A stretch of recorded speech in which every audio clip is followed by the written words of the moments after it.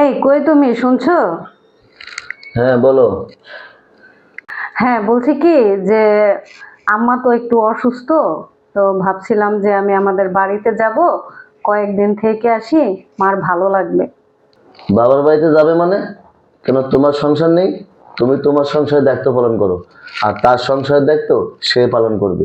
আর বাবার বাড়িতে যাওয়ার জন্য যদি এতই মন কান্নাকাটি করে, তাহলে বিয়ে করছো কেন? বাবার বাড়িতে থেকে যেতে। আচ্ছা ঠিক আছে।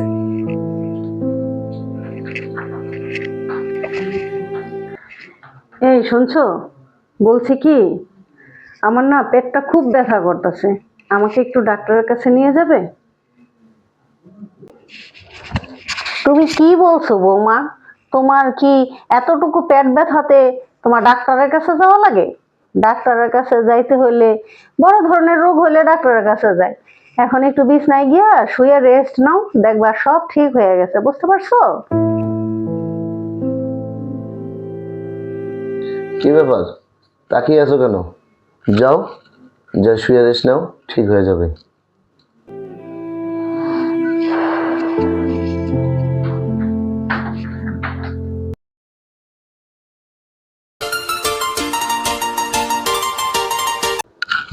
হ্যাঁ, মন বল। আচ্ছা আচ্ছা। আচ্ছা ঠিক আছে, আমি তো এখন কাজে আছি অফিসে।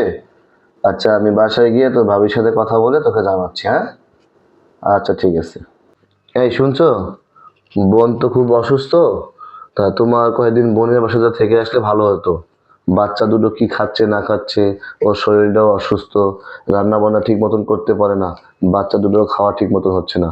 আমি বলছিলাম কি, তুমি দুদিন আপার বাসা থেকে এসো, সবকিছু ঠিক হয়ে যাবে। এই শোনো, আমি না কারোর সংসারের দায়িত্ব নিয়ে রাখিনি, বুঝতে পারছো? যার সংসার তাকে সামলাতে বলো। তোমার বোন অসুস্থ, তো আমি কি করব? আমার সংসার আছে না, আমার সংসারের দায়িত্ব কি সে এসে সামলাবে? আমি পারবো না।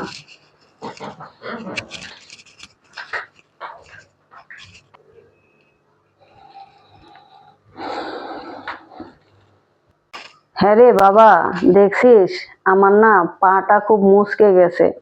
তাই চাচ্ছিলাম কি আমাকে যদি একটু ডাক্তারের কাছে নিয়ে যেতি, তাহলে মনে হয় পাটা ভালো হয়ে যেত তাড়াতাড়ি। আচ্ছা ঠিক আছে, তুমি রেডি হয়ে নাও, আমি তোমাকে ডাক্তারের কাছে নিয়ে যাচ্ছি। কি ব্যাপার মা, এতটুকু পায়ের ব্যথার জন্য ডাক্তারের কাছে যেতে হবে? সামান্য একটু পাই তো মচকে গেছে। একটা কাজ করুন, আমি স্প্রে এনে দিচ্ছি, স্প্রে করে একটু রেস্ট নেন, দেখবেন সব ঠিক হয়ে গেছে। এতটুকু পায়ের ব্যথার জন্য ডাক্তারের কাছে যেতে হয় না। কি ব্যাপার আকি, দিন দিন তোমার বেয়াদবি বেড়ে যাচ্ছে।